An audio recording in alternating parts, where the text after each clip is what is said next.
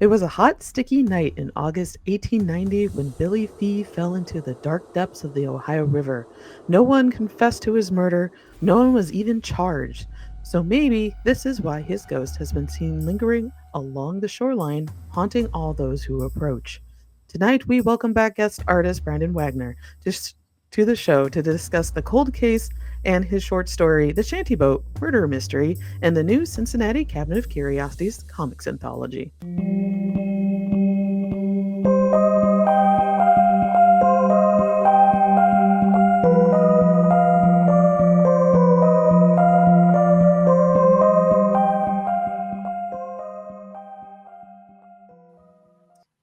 Welcome back to the Hometown Haunts podcast, a show that brings strange and spooky stories from around the world to your neck of the woods. I am one of the fabulous hosts of the show, Kat Cloco, and along with me are my amazing friends and co-hosts, Christina Wald and Jen Kohler. Hey. Hello. Hello. Yes, welcome back. It's an all-new episode, and we had another windstorm here, and it freaked everyone out. Yay! All the Exciting. internet went out at the schools, so we got a Oh lot my of frantic gosh. calls. But When on was a that? much When was that? Today? today, Wow. Oh no. yeah, I thought somebody was knocking at our door, and it was a tree branch falling on it. Nice. I know, Wow. right? Totally not an omen. Totally. It's Totally an not. omen. No. Totally Welcome to the Pacific Northwest, everyone. It's surprisingly windier than you'd expect. Oh, like, not Oklahoma windy, but man, it is super windy. But in other much more positive news, the books are finally here. The third Cabinet of Curiosities, Haunts and Horrors, is off the presses and in boxes that are at Tim's house. Awesome. Hooray! Hooray! And he sent me a photo of all of them shrink wrapped together, and I'm like, oh, that is the most beautiful line of pink books I've ever seen. So there's Bigfoot and the entire gang just staring at everyone. It's great, and I'm excited for everyone to get their hands on it. So it should be available on the Corpse Flower Press website for purchase probably by the time this show airs.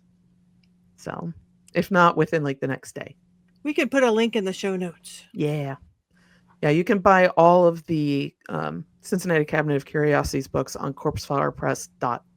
corpseflowerpress.bigcartel.com, or it's bigcartel.com.corpseflowerpress. I forget the order it goes in, but that's where it is. 50-50. It's 50-50. We're on Big Cartel. It's Corpse Flower Press. Find us. Christina, where are you going to be in August? Oh, in August. August is the theme tonight. Well, if things go well in Poland. Wee. I know. That'll be exciting. You can So- wave hi to all the relatives. To all the Oh, close yes. ones. Yes, that's true. That's true. And then I'll We're be all in in Romania in Warsaw. September. So if everything goes well, that's where I'll be. And so a lot of artwork to get done before then. So we'll see. Mhm. Yeah. And right now we're trying to knock on wood. I don't know if I can talk about it. I might have to cut it out. I might be doing a book signing at Kew Gardens after I go to Poland. So Oh, cool. it That might would be kind of cool. fun. I know, that's really exciting. At Queen Charlotte's Palace. So Yes. Rad. As But- seen on Queen Charlotte. yes, which is a very good show. It's funny because I'm getting all these pictures and videos right now, and I'm like, oh, I just saw that on the series. So but let's set dressing. Yeah. Jen, what are you up to? Nothing. Nice. Yeah. Love it. The story of my life for the past 2 years. No. Aw. Getting the house ready for you and Chris to be here for this weekend, and Yes. We'll Where's be your at devil Already- cat? huh? Where's the devil cat? I had to shut him out because he came in here and immediately started to eat the blanket on the bed behind me. Oh, to be a young cat. Yeah. He did the head thing where the cat gets something in their mouth and they whip it back and forth because they're trying to kill it. Oh yeah. Yeah. Mhm. To the Yeah. blanket. He's training. Oh. Yes, the blanket. I'll kill you, dead blanket. Rawr. And he has something about soft, like fabric, like he chews on the pillows. He's a devil. He's crazy. It's a I cat can't thing. wait to meet him. I hope he know. comes out because, he's nice when he's asleep. Aren't they all? Me Mhm. too. Yeah, that's true of Yeah. everyone. Yeah. Otherwise, it's claws and teeth. Yeah, pretty much. Oh my goodness. But he's adorable, though. He is. He's sweet. He's a sweet boy. That's what all moms say to their Yeah. serial killer sons. So that's my Yeah. sympathetic life right now. He's very you polite need to at take home. cat photos. I do. You can pay for his room and board. Right. I take tons of photos. I just don't post anything anymore because of the state of social media in the world right now. Mhm. So Hmm, I think everybody's comforted by cat pictures, though. they are. I know. I just don't want to support evil people. That makes sense. Yeah, you could post it on Blue Sky. That's true. Or you could just Um, text them to us and we'll look at them. That is Okay. also true. Yeah. I wanna see a openly real- accept evil cat photos. That's Okay. Yes. Like, I want to see a 2025 version of the Hang in There cat. There you go. Yeah. Mm. Yeah. Just like an There we extra go. scrungy looking. Yeah. Like it's clearly like a 14-year-old looking cat. Like it's gray on all corners. That is Yeah. also clearly a kitten. It's Right, confusing. clearly. Yeah. Just like I've been hanging on. I Like the haven't left weird this Benjamin buttoning. I'm holding the- on by one claw. Yeah. Yeah. Oh Just man, trying. Just he's trying. trying. I am branch manager at this point. Just wholeheartedly. Exactly. Exactly. Oh my goodness. Oh, Oh, yeah. so for all our listeners, I'll introduce our guest. We've already heard him a few times, and we're welcoming him back. It's Brandon Wagner. Hi. Yay! Hello. I'm so happy to be back. I was Yeah. thrilled when you invited me again. Yeah, I'm back again. Same chair from Same the chair. last video. If you go back, it's the same chair, just in a different house. Is it a Good different continuity. wall color? Yes, different Yes. wall color. My parents' basement is orange, Yes, and because I the am. chair blends in much better with the green background. Yeah, I think so too. No, I got my own place and immediately went to dark academia, and just slowly turning my entire house into a cave, and it's wonderful. My entire bedroom is like a deep captain's navy blue. I Ooh. can't see when Nice. I can't see when I turn the lights off, and it's my favorite way to sleep. Uh, just like I love my dark brooding cave. It's the best. Yeah. That is awesome. I like the idea that you're using decisive color because so Yeah. many people are going back to beige and white, and that's exciting. That was Tori, my girlfriend. She openly despised the beige and white wall movement, and That's brave and excellent. yeah, we just absolutely didn't want to do that. So we just wanted colors that would just surprise everyone when they walk in. Like Yeah. that's it. Mhm. Oh, that's fun. That is good. I painted a wall black, Yeah, Nice. and that's as much as we've touched so far in the house. So Yeah. the rest of our house is beige. Sorry, Tori. I just have all the white. I didn't. Did a new condo build, so I didn't pay for them to paint anything. It would have just been white anyway. Mhm. And then I didn't want to pay to have it painted because moving all the furniture and stuff. Ugh. That's a headache.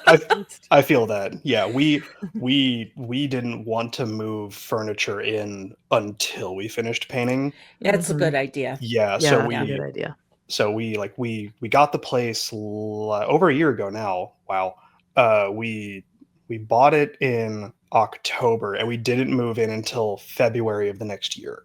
Wow. Yeah. So we just treated the place like a kind of clubhouse for like Yeah. 6 Nice. months, where we would just go on dates in our own house. Oh, fun. Like like outside, like we would leave our parents' homes to go to the house that we owned together Mhm. for an evening, and then we would drive home in separate directions in separate cars, like Yeah. from there, and it's the saddest way to end a date. Aw.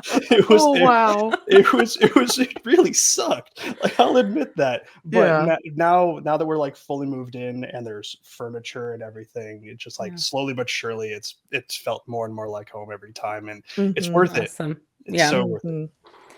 Oh, yeah. I will just cover my walls in artwork That's eventually. a good way. Yeah. Yep. Yeah. Yeah, that's the best way. So I'll get the color that way. let's hear a little bit about Brandon's bio. Yeah. Oh, yeah. So, yeah, I could read the rest of it. So, Brandon was born and raised a Cincinnatian, a comics writer, illustrator, educator, and celebrator. I like that. Yeah. After graduating from the School of the Art Institute of Chicago with a BFA, he returned home to the Queen City and joined the Cincinnati Comic Creators, and later got a chance to help with the comics class with the Art Academy of Cincinnati.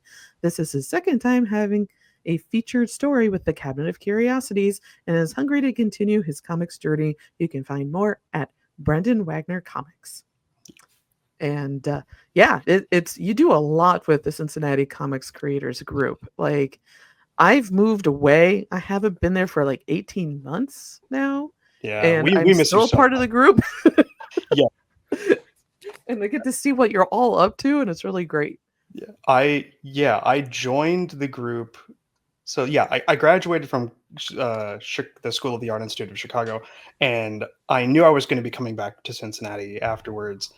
And I was so fresh off of like that high of academia and coming from like coexisting in a room full of like-minded artists like all the time, that I was craving it.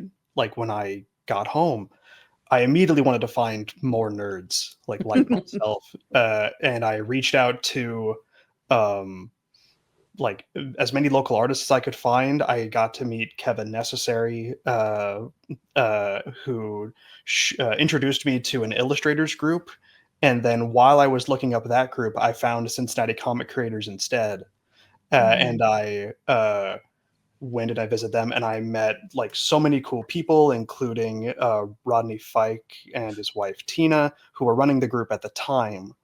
And then COVID happened, Mhm. and over the right as quarantine was wrapping up, I was getting I got a phone call from Rodney and Tina, basically saying, "Hey, you're here every month. We have our meetings. We're like," they started focusing a lot on their like Kickstarter projects that apparently started doing very well, and they didn't have a lot of time as much for the group anymore, and they asked me if I wanted to start coordinating for it, and I said, yeah, absolutely, I would love to. Since then, I regularly post updates for the next meetings on the Instagram, and I started a Discord for to try to get as many people talking as possible about cons that they're going to, the current projects that they're working on, and just creating like a field of dreams scenario for Cincinnati creators, from the uh, from like the veterans who are in the group before me to all of these new people that have started coming in from the Art Academy downtown, where I help artist Jeff Ebler with a class there, and it's been like so much fun, especially like post quarantine, watching that group like grow and Mhm. get so diverse, and not only just like the people who are visiting, but also like generations of people. It's fun. So we're getting like old hats and like babies of kids like coming in, like talking about comics and like their favorite stuff and the stuff that they want to be doing. And it's so inspiring every month, having our monthly meetup. We meet on the second Tuesday of every month. Follow us on Instagram, please. We like, if you like comics at all, like, please consider like hopping over. If joining is as easy as walking in the door. Yep. Yeah. You're a gather all now. Is that correct? Yes, In Norwood? we're at the Gatherall now because our previous venue just outwardly closed its doors on everybody. Yeah. Like not just Yeah. us, but like which makes sense. We weren't bringing them money. Oh, We were showing up, eating their food, and leaving. Like what that's what we were I doing. mean, that's still bringing in money, but Oh this yeah, is but the like third location this because is our yeah. yeah, because it keeps just growing. Yeah. But Our first um, meetup place was a bar, like a back room in a bar, and then we went to hey, a that back room had history, man. it did have history. It It had had history. more history than I've ever seen. Hmm. And but thankfully, all the history is walking around and like regularly visits, and Jay and Tim are still showing off their like Marvel trading cards. So there's still history. Don't worry, it's there. Yeah, yeah. It's and really the Cabinet of Curiosities couldn't exist without the comic creators group because that's where we Yes. started talking back in 2019 about like all the weird stuff that I had interviewed for the Ohio's Haunted Crime book. And I remember talking to Kevin and you, Christina, and then you, Brandon, Yeah. about just all the weird things that we're doing. And then we're like, hey, Cincinnati has lots of weird things. Hey, we should illustrate it. And then COVID hit. Right. And Yeah. then we're like, let's do this. We have nothing else to do right now. Everything else is dried up. So it is such an important part of this podcast history, the anthology, and I'm happy to see it continuing to grow. So, yes. And you've done 2 different stories for the anthology. I Yes. think we have it would be all the way like within the first 10 episodes, I think is your first episode of this Yes. podcast. Yes. 100 episodes later, you're back. Right. Yeah. My hair has not stopped growing No, it since that episode. The first story I did for Cabinet was Cincinnati Music Hall. Mhm. An insane amount of history, almost impossible to fit into like a 6-page blurb. That was hard. That was hard. So I cheated a little and I did a almost what you described it as a penny dreadful, and that's Yeah. been sitting rent free in my mind ever since.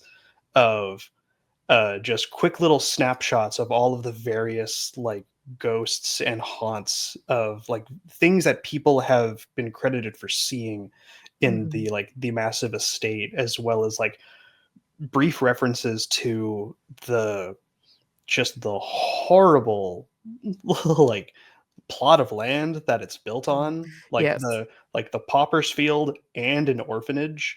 Yes. I couldn't screw up that bad if I tried. No. That's And Ohio's first lunatic asylum. oh wonderful. It was on all 3 plots. It just kept growing and taking out um just places of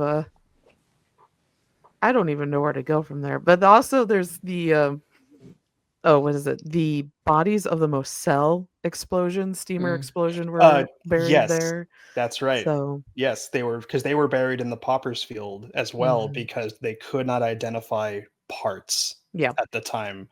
It was yeah. So yeah, that's how I started that comic with the Moselle explosion, which Mhm. is such a weird connective tissue for the this It's for a fun haunted house story. Yeah. when people are looking through the book, like at a convention, they're like looking at it, and then they hit your story, and their faces go like. Yeah. I know that made great radio. Their eyes bug out of their skulls, and they have a Yeah. gigantic like, "What am I just seeing?" face.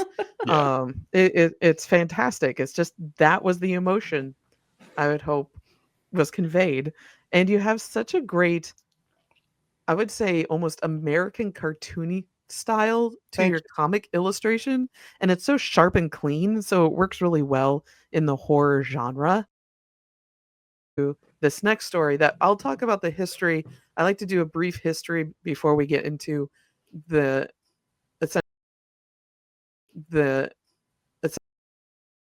in this case, you took the history and then ran away with it in a 90-degree angle away. And it works so well. I love it. Yay. But we'll get into a little bit of the history first, and then we can appreciate that change that you made. Because honestly, it fills in a lot of the gap of the story. Yeah. Because this story has a lot of gaps. So we're talking about the case of Billy Fee. And it is the oldest cold case in Cincinnati history, which I had no idea. It comes from August of 1890. You'll hear these dates rattled on over and over again. And a lot of the background history is from our old friend Greg Hand, who's a historian, and he also runs Cincinnati Curiosities blog and contributes as a historical figure. I guess a historical figure. He finds a lot of history for different newspapers, magazines, and media around the Cincinnati region. And he brings this case. So it started on around August 23rd, 1890, when 17-year-old Ava Dickinson married 19-year-old John Keyes in the parlor of her family home. The newlyweds had told their parents that they were going to take a train to St. Louis for their honeymoon, but instead boarded a shanty boat, essentially a type of houseboat, with two of Keyes' friends, pharmacy clerk Bert Rusk and factory worker Billy Fee. Fee also used the alias William Moore while traveling and was slightly older than the rest of the group. And no one could figure out why he used William Moore. One newspaper later claimed that Fee had once courted Ava. Another newspaper claimed that Fee was a murderer and John Keyes was his accomplice. Whatever the tale, Ava seemed to not care one iota that these two men were tagging along on her honeymoon trip. And it was on a houseboat. So, fun times. A small houseboat, too. A small houseboat, too. Like, a shanty boat is like a one-room, like, outhouse on a floaty. Like, that's it is remarkably small. Yes. It's implied that they stole money from their parent, like Ava, one of the two, they stole money from their own parents, eloped with the money, used that money to buy the shanty boat to escape with, and then, but also had two almost completely unrelated gentlemen on the boat with them at the same time. Yep. Like nothing of that made sense. It does not make sense. And that's before the murder. Like that's this is such a spider web to try to just figure out what the order of events were, and every single one of them, when they did eventually get questioned, told a different story and blamed one another. So we'll get to it. Yeah. So this was not a fast boat either. It took days just to get from Cincinnati to Lawrenceburg.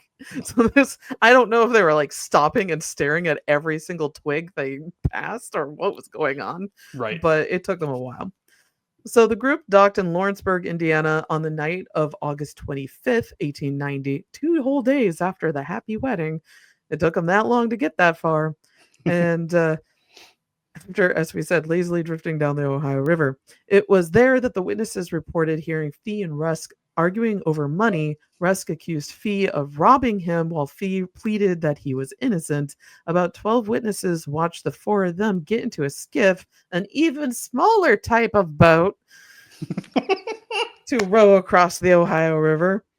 And to the Kentucky side, staring at Lawrenceburg, to go, quote unquote, fishing.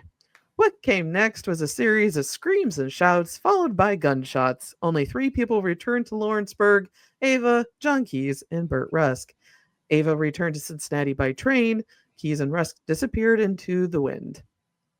A few days later, a farmer pulled a man's nude body out of the water by Big Bone Lick, the most inappropriate place to find a nude body of a man.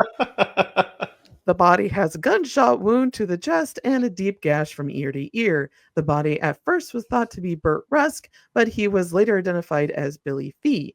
Investigators went out on a manhunt for Keyes and Rusk, spanning 3 states to do so. I believe it was Ohio, Indiana, and Kentucky. Dickinson, Keyes, and Rusk were all arrested for the murder of Fee, but none talked for a while. They would just blame each other for the murder. Dickinson later divorced Keyes and married a house painter named Will Grable. I don't know why that is our surviving information, that she's just yeeted him out of her life and went on and married a painter of houses. A year after the murder, another accident happened on the Ohio waterways around Lawrenceburg. A passenger with the last name of Christie, because we have forgotten how to use first names, was taking a boat from Lawrenceburg to Petersburg when the boat passed the location of the murder, which was well known at that time. Christie reported being able to see the shadowy murderers and their victim on the river. He then leapt over the side of the boat and plunged into the river, maybe gaining a third arm doing so, and he was rescued alive. In 1892, ghostly visits from Billy Fee were nearly a nightly event, according to locals. The Enquirer from January 11th, 1892 reported these nocturnal visitors, according to the description given by those who claim to be eyewitnesses, give forth unearthly shrieks and groans that recall in vivid and highly disagreeable manner the sounds heard by so many people the night of the brutal Shanty Boat Murder. It is said that shouts are heard in rapid succession, and the flash of a particular lights frequently seen as a phantom figures flitter about the awful stillness of the night. I love that disagreeable manner of sounds. That's a great way of describing it. And this was also a fun random fact. Billy Fee's face also seemed to haunt a surprising object that was said to be kept as a macabre keepsake on the office desk of Lawrenceburg city clerk Joe Frazier. It was a flat stone bearing the pattern that looked remarkably like a human face. As April 20th, 1899, since the Enquirer described it, under a magnifying glass, the expression of the countenance is one of terror and appears to be that of a beardless young man. So it's not you, Brandon. Yeah, thank God. Yeah. What adds interest to the strange traces on the stone is the fact that it was found on the Kentucky side of the river at the ill-fated spot where Billy Fee, the victim of the Shanty Boat murder some years ago, knelt and pleaded in vain with his heartless murderers to spare his life. The stone attracts considerable curiosity, and superstition invests it with weird significance because of it being found in such a gruesome locality. Dang, they have a way with words. A gruesome locality. Yeah, A Kentucky. gruesome locality.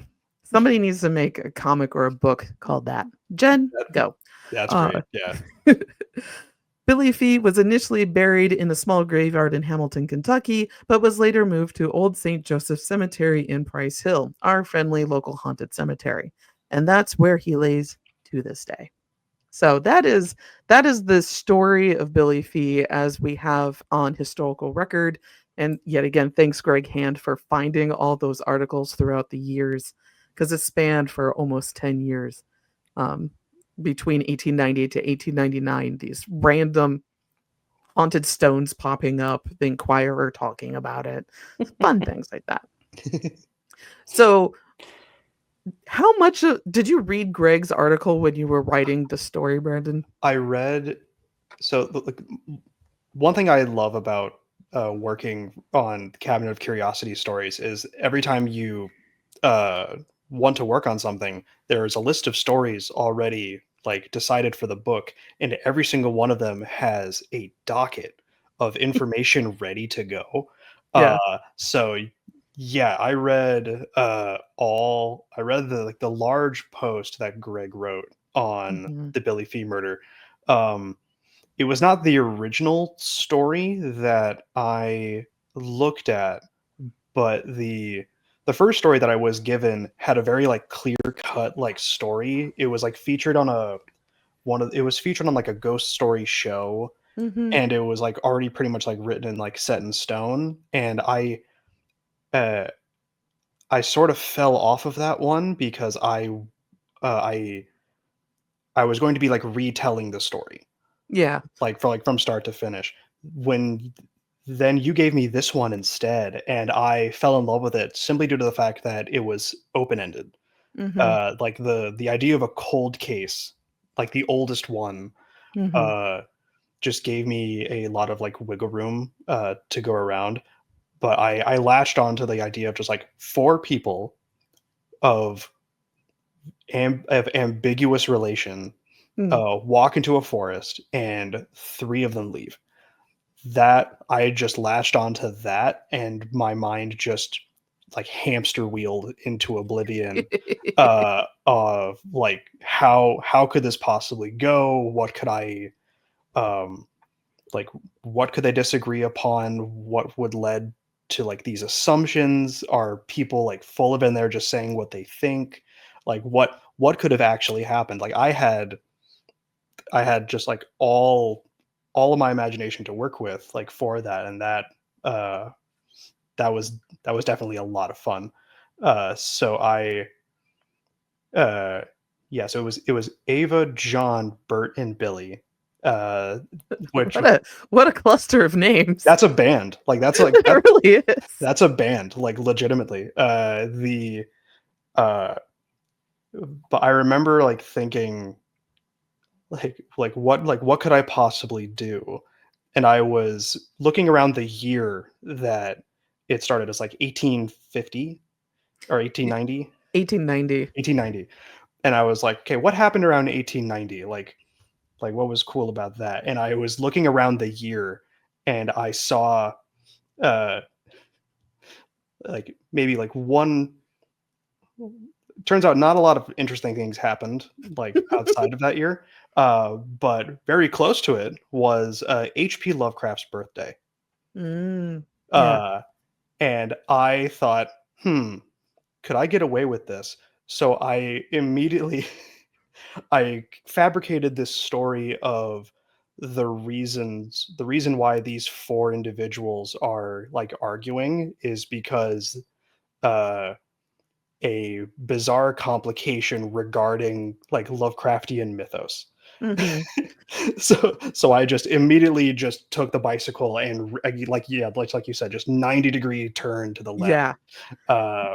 Because because like any like simple reason I could give like why Hmm. like just if I just made it like another ghost story, I felt like it would have just been like too cohesive with the rest of the book. Yeah. And Uh, we like our fun sci-fi slash horror in the book because for the second issue we had Aziza who did something similar with the Crosswick Snake hmm. because she and Inky they took the Crosswick Snake story and then also ran with it another 90 degrees and made it into a body snatch horror story. Oh, rad. And I really loved that. And when you came back with this eldritch horror, and I was just like, yeah, this works. This totally Yeah. works within the family of the Cincinnati Cabinet of Curiosities. And still that shot, the half-page shot of the creature coming up and then yelling at them. Yeah. I love it. It's so good. Thank you. This was like the no amount of discussion on uh rewriting a story could make it sound like I didn't want an excuse to draw a fishman. Like that's We needed more fishmen. we needed Like, more fishmen. So I I did like a deep dive on Lovecraftian mythos, and I was like, why would these people want to like meet up in the forest like long ways away? Uh, so I the the gist of it was uh, they wanted to meet a fishman in a creek in the woods so they can discuss like working with monsters to make sure that ancient deities like Azathoth and Cthulhu would not awaken. mhm. Because there are in stories like Call of Cthulhu or stuff like that, there are cultists that want to bring these deities back. They're like obsessed with doing it. And I I love cosmic horror for its simplicity. It was just like, Mhm. what if gods exist and they didn't love you? Like that's frightening to Yeah. people. Um, but I thought, okay, what if there was like a resistance of creatures that were birthed from these terrifying deities that did not want to return to chaos. Like, what if they actually like green trees and like bunny rabbits? Like, that'd be nice. And so I just like that became the thing. And then twisting it again, just like, okay, how does this result in Billy Fee's death? So I made the twist of like, oh, Billy is actually a cultist. He wanted Azathoth, the Sultan of Dreams, to come back and plunge everyone into a realm of eternal nightmares. And he goes, because he thinks that's how he'll he'll get the girl. um, And it helps that Billy actually had, well, not actually, allegedly had courted Ava. So it works Yes. really well with connecting the entire group back to actual history. yes. I mean, it was like the Inquirer, like in 1890, that reported on it. So we have to use a lump of salt because I Yes. believe they were also the ones that did the seahorse in 1878. So Oh, like whatever, sold papers. So, right. but anyway, continue. Yeah. So I uh like making the comic the I wanted it to be, it started off as a like a small mystery of like, oh, why are these four people meeting up? And then this big vecto verso reveal of, oh, we're talking to a fishman now. And Mhm. they're discussing the overthrow of like larger monsters. Mhm. And everyone's like, wait, what the hell's going on? Why is everybody talking like super serious and like not tongue in cheek about this? Just like they're not talking about this like it's a joke. Mhm. Just like everything is like suddenly completely off the rails. And then it turns into like an internal dispute in the party, which results in like Billy Fee's death. Mhm. He is ultimately confused as to why we're talking about this, and just goes, "But I thought you wanted to join me in the dream." And then Ava's just like, "Oh, you're a fool." And Mhm. then Billy gets shot in the stomach and slit through the throat. Mhm. Your It was so funny because I'm drawing all of these monsters and these like silhouettes of large tentacled beings, and your big edit was, hey, don't show blood, Yeah, don't show blood. don't show blood, like Yeah. don't fight, don't show bullets entering tummies, like Yeah. that's like that was Kids read this. kids I'm read, not lying. yeah, Like, which was the easiest punch to pull in the yeah. comic. It's yeah, it was strangely in this book, a lot of people get shot in the stomach, and Oh, we really? had to show it in silhouettes or other clever uh just angle techniques. Yeah. Just people get hung, like it's like, and I've made this joke, I think every episode recently. It's like Murder She Wrote or Columbo. Yeah. Somebody has to die. Yeah. Yeah. And like you kind of sign up for it when you get a ghost story book Yeah. that someone's not going to die in a pleasant way. There is no stories involved with people who die peacefully in their sleep. Yeah. Like none. But sure, like getting shot in the stomach and then being dumped and then Big Bone Lick being involved somehow. Right. But I'm never getting over that park name. But yeah, it's what I love about your story is that it starts so mundane.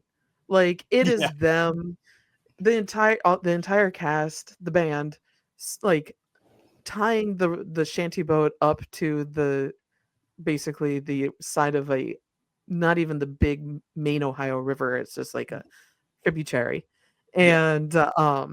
and you just see them in their folksy 1890s garb and all that stuff. And then as you keep reading on, things get weirder and weirder and weirder, and I'm like, oh, this is perfect. So That's weirder and weirder was definitely like the weirder and vibe. weirder. Yeah. Uh Definitely you can see the exact moment I I was trying to get super serious about the continuity of like the time and like trying to keep it within like the dates that the story wanted to like fit inside of.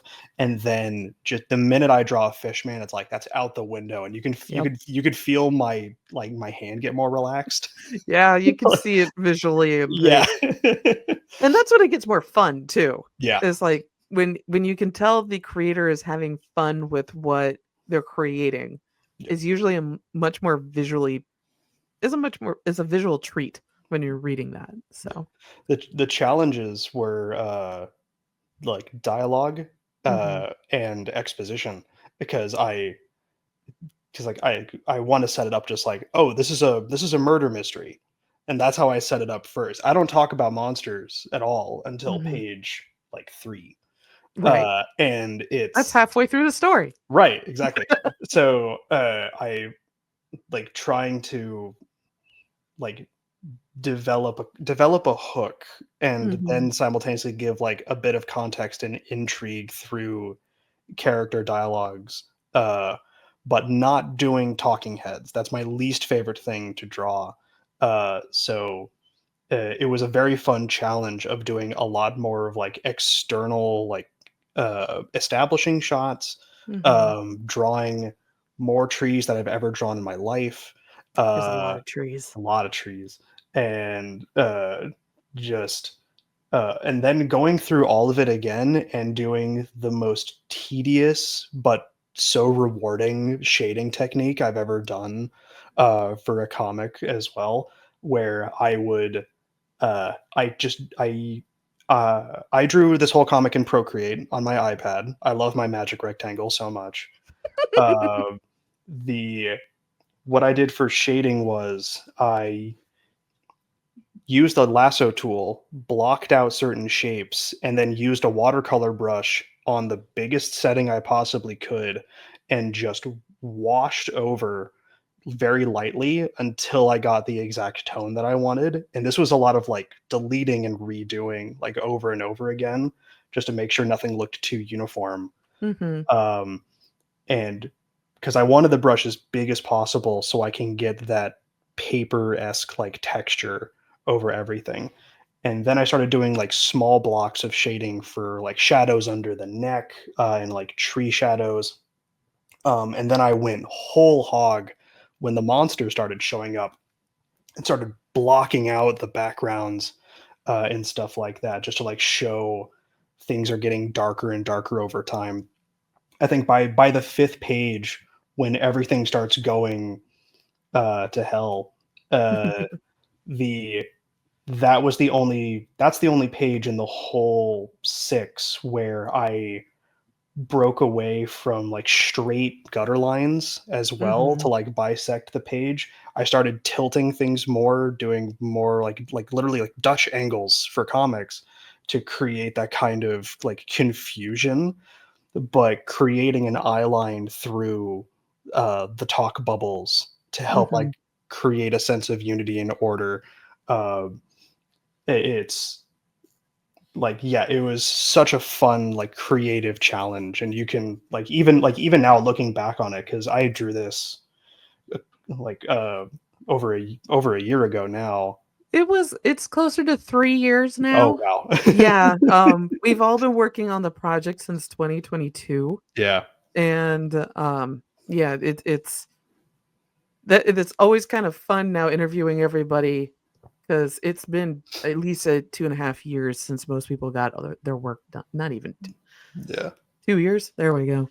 Yeah. Since, most of the principal stuff was done. Like, you weren't the first, but you were one of the first done, I believe? Yeah, I think, yeah. Yeah, and, guess who was the last one done? That was But like um, even back then though, you can see how like I have it pulled up on my iPad like right now. Like I've been staring at it for the past hour, like even before the podcast started, just like how hungry I was to like be a part of this project again.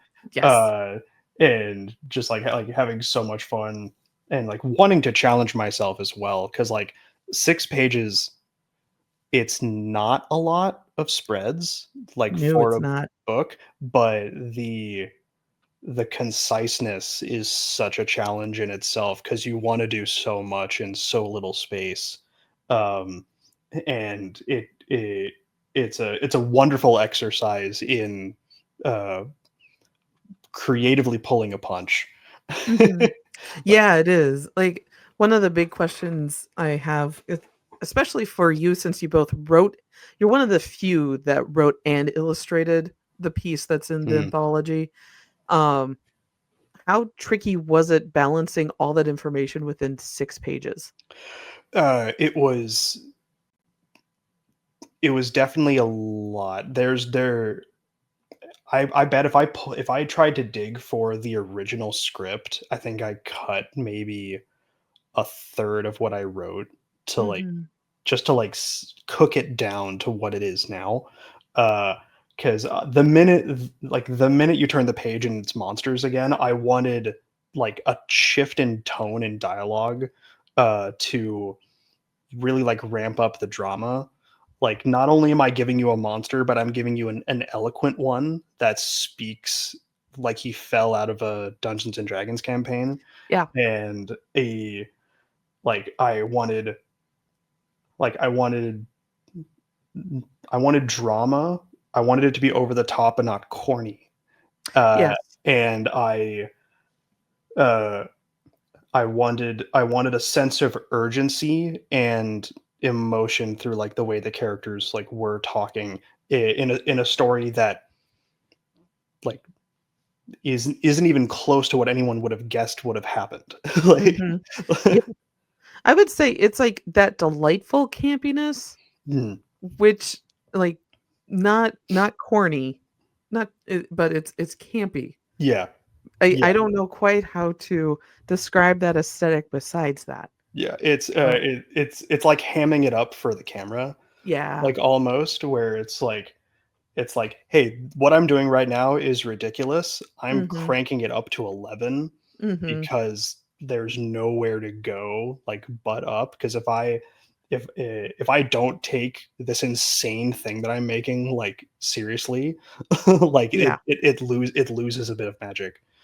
It's kinda like what we do in the shadows, more Yeah. specifically the original mockumentary that was made, Mhm. where you have to take it seriously for it to be funny. Yes. Like, that's how it works. Yeah.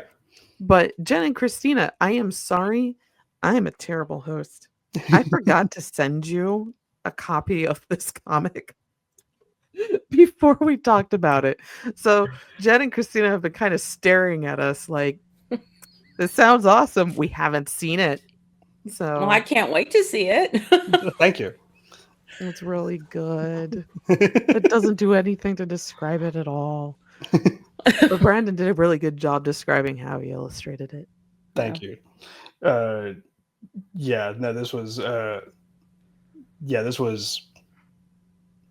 like, I'm genuinely like super proud of this work. Like, even three years later, like looking back at it again, I was just like, wow, I did that. That's nuts. Yeah.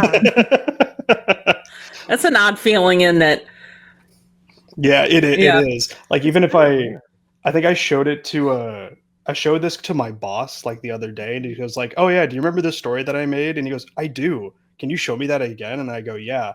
And he's like flipping through it on my iPad, and he gets to page 3, and he goes, "Hey, what the hell? Like, what?" And then Great. he keeps going. He goes, "What? Huh? What are you? What the? Whoa! Awesome! What?" Uh, and he gets to like page 6, and he goes, "What do you mean he was a huh?" And it just he just like that nonstop. And he turns back to me and he goes, "You're pretty good at this." And I was like, "Yeah." That no, I no, I'm yeah, I'm over the moon of how it turned out. Oh, good. Mhm. Well, it sounds like you made them a lot more interesting than probably the story really was. I like I guess I hope I did. Like, I guess I wasn't trying to like make the story like more interesting, but like I definitely wanted to do something like different because everyone's like, "Oh, they're probably arguing over money," and I was like, "No, monsters. Yeah. What if it?" It's a great fill-in, like, Yeah, Yeah. for in this particular, it was such a really no one knows what happened, but I love the idea that they were monsters Yeah. and part of this monster cult, and Yeah. it actually explains what happened so much better. Yeah, I had so much freedom to work with, and Yeah. the fact that because this is 1890. Like Mhm. I don't even think like DNA was even a thing. They could blood No. type at that Like in time. blood type. Okay, okay, Yeah, they couldn't, like, figure out whose brother and who was related to what, but right. they could blood type. So, but they bungled the investigation massively. But they Yeah, were also working with a corpse that had been in the water for a few days. yeah, So he would not have been pretty in any yeah. way, shape, or form Why when he was was he discovered. naked? That's also a great question, Brandon. He was stripped naked. He was just stripped naked. I guess his Mm. clothes could have been an identifying marker or Yeah, Mm. something his like clothes that. probably could have been. I I did talk about that briefly. The like one of the last lines of dialogue I wrote is Ava giving John, her husband at the time, instructions saying, "Strip him of his clothing and send him down the river. I want it to look as human as possible." Hmm. Like Okay, like I explained. yeah, like I want this death to look as human as possible. Just like, oh, make him look like he was mugged. Mhm. Uh, Hmm. like as everything, not killed as an act of resistance towards an ancient sleep sultan. Yeah. Because all muggers slit your throat. Yes, and Yeah. shoot you mid-mast. Like, Mhm, yeah, mhm. absolutely. Uh, in right through the shirt, they're going to steal from you. Yep. Right. Oh, look at the bloodstains on this. Isn't it pretty? It's like, oh, it brings out the periwinkle. Yeah, Yes. exactly. Oh man. Yeah. I'm interested to see your technique. I Yeah. think that's the way Devin L. Kurtz does hers. Like she does sort of a lasso technique Hmm. digitally, and I know of other colors. It is very effective. It looks really nice. So I learned it from the guy who I helped teach the comic book class with, Jeff Jeff. Ealer. Mm-hmm. Yeah. He does children's books, and I watched Mm-hmm. him ink a comic that he worked on for a magazine, and he doesn't just do like the block shading for colors that way. He does all of his line work that way. He Mm. literally he'll draw the outline as a shape, Wow, and that then sounds like so much more work. oh, I watched him do it and I go, "You're insane. Like you're insane doing that. That looks so good though." Mhm. Yeah, it It's works very effective. I can't argue that it looks bad. Like cuz it doesn't. It generally looks really good, but I watch him do it and I want to rip my hair out. Like I can't imagine inking like that right. because I I no, don't know. I re-inked a drawing that I did in that technique, and I was halfway through and I was like, I'm gonna kill Jeff. Like that this is ridiculous. Because like just like him, he uses like a brush tip in Procreate that has this like speckle pattern like inside of it. Like if you enlarge the brush enough, To you give get it a these little bit of yeah, it's just like this gorgeous, like speckled ink kind of almost stamp like Hmm. Mm-hmm. looking effect. Mm-hmm. But he does it on everything, like everything. You open up any of his books and you'll see it. Mm-hmm. And every time I look at it, I remember how he did it, and it just makes me mad. I mean, I know he does because I do this technique too. A lot of times I print out my sketches, and sometimes I even have some tone on them and paint over them. Yeah, And I know he does that. And because I actually introduced him to that technique because it's a great way to like add wallpaper to paintings and stuff like that, is to print them out and then paint over them or whatever. right. But I didn't know that. But I didn't know he did the line work that way. That sounds very meticulous. Yeah, no, But he puts a lot of thought into the design of everything. he does. He is this very this very like children's book style that he's like honed over the years, and it like it definitely shows. But like I caught him doing it. That was the best part. He never explained the way that he did it until I had to watch him, and I see him like touch the lasso tool, draw the line and then go over it.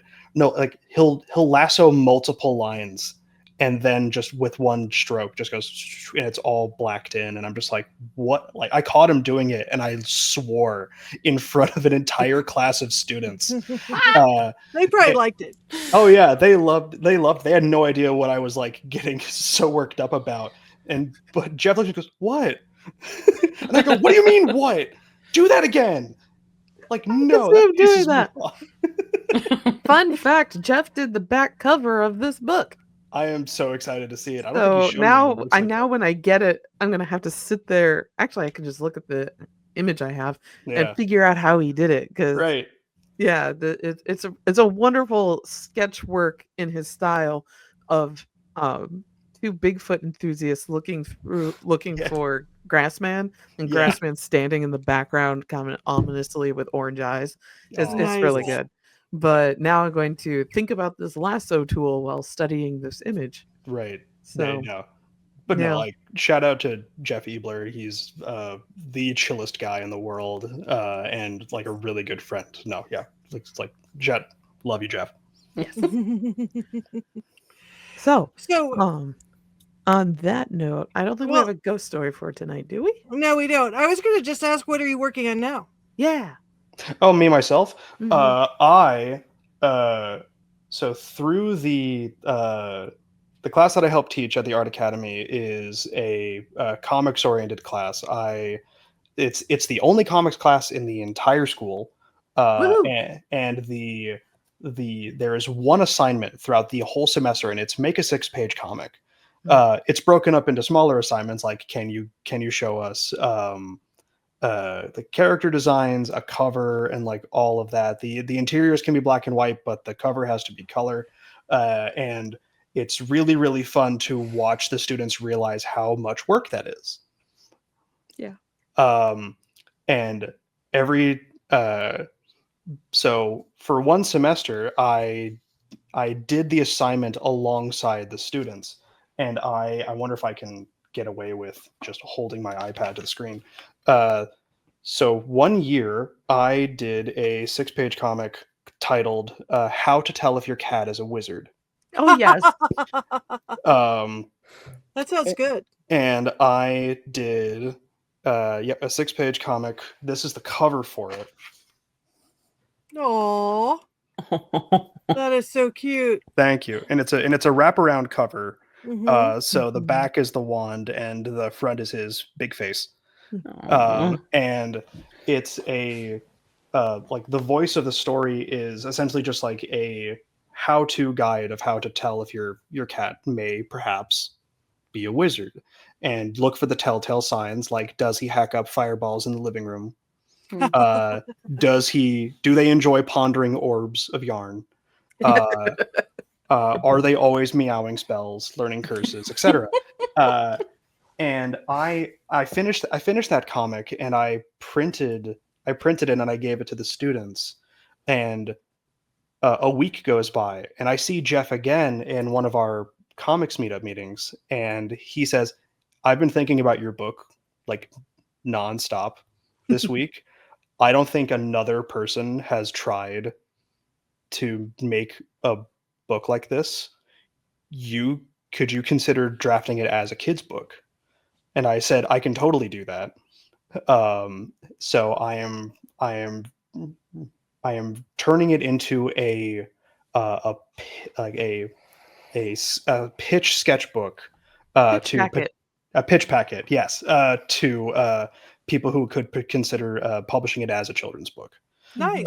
Yeah. The idea is to, if this one could come off the ground, I can use this kind of formula to pitch other books that are similar, to like how to tell if your cat is a robot, or how to tell if your cat is a vampire or a ghost, or like stuff like that, or how to tell if your cat is a secret agent, like stuff like that, and just just go based off of the formula of how like this 6-page comic worked, but turn it into like a 16 spread, like 32 page like book. That's great. So that's what I'm currently working on. like for that. My New Year's resolution is to hopefully get that finished this year. As far as comics, my other New Year's resolution is another project that I started working on in 2023, I believe, and then I fell off of the project, and I'm hoping to get back on the horse again. It was a book called Ghost Heist.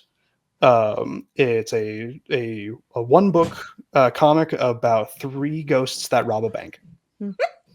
And then quickly realizing that they don't need the money because they're ghosts. And that makes no sense. And just like a brief little gag comic of these, just these one ghost that wants to rob a bank because they think it would be cool. One ghost that is agreeing to do it because he's bored, and the other ghost who is actively questioning their role in this the entire time. But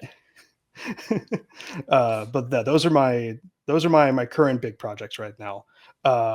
When I'm not like helping Jeff around with the class and also goofing off with everybody else in the comics group. We the last meeting we had, we just sat around and made Valentines. All day. Yeah, Lauren just brought a bunch of crafting supplies because Lauren is a fountain of arts and craft supplies. And Yes, she is. yeah, and we just made like just small dumb little valentines, and we just like threw them around at each other, and it was an absolute blast. Aw. That sounds so fun. It was really, really fun. As I was making one, because this is in the Gather All food hall, someone at a different table, like an entire separate party of people, started singing happy birthday to one guy, and not skipping a beat, I took one of the Valentines that I drew, wrote happy birthday on top of happy Valentine's Day, ran over and just gave it to a stranger. And that was so That's much awesome. that was so much fun. Oh yeah. I was like, it'd be funny. And then I drew like a small little green man alien with like just holding a heart, looking at it like he can't comprehend it. And Aw. I just wrote like happy birth and and just like zipped it over to this complete stranger. And that made my day. Like How did he react? he was thrilled. Because everyone sang happy birthday for the guy like so loudly that everyone else in the room just joined in and applauded like afterwards, just like, hey, you made it. Like, good job. That's awesome. It was so much fun. He stood up and like thanked everybody in the room. He was cool. That's a treasure moment. Yeah. Yeah, that's awesome. Oh, Well, on that note, yeah. Okay. So thank you for joining us, Brandon. It was just absolutely wonderful having you for the thank you past so much. hour talking about comics and strange history. And that was fantastic. And also, thank you, listeners, for listening to another thrilling episode of the Hometown Haunts podcast. Please like and subscribe to help the show grow. You can find us on Blue Sky at hometownhaunts.bsky.social. And if you have a haunt, creepy cryptid encounter, or bizarre tale like Brandon's of the unknown, we would like to hear from you. So please send them to hometownhauntedmail@gmail.com. And for Christina, Jen, and myself, good night, everyone, and happy hauntings. bye. Goodbye.